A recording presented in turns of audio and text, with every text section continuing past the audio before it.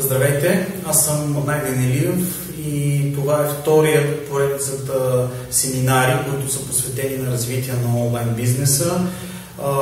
Който не е присъствал на първия ви вебинар, ще кажа няколко думи за себе си и какво ще представлява семинара. Аз имам около 20 годишен опит в разработването на сайтовете, в цялостни решения за развитие на онлайн бизнеса, независимо дали бизнесът продава директно през сайта си или си намира потенциални клиенти, или пък сайта му служи само за бранд.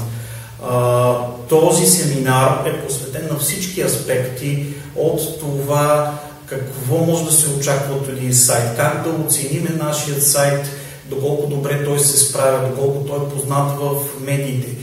колко той е оптимизиран за това да превръща посетителите в наши потенциални клиенти или директно да продава, ако е онлайн магазин.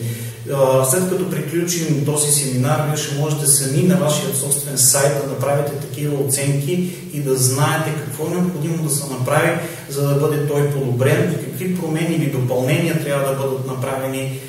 на този сайт, за да бъде той максимално ефективен.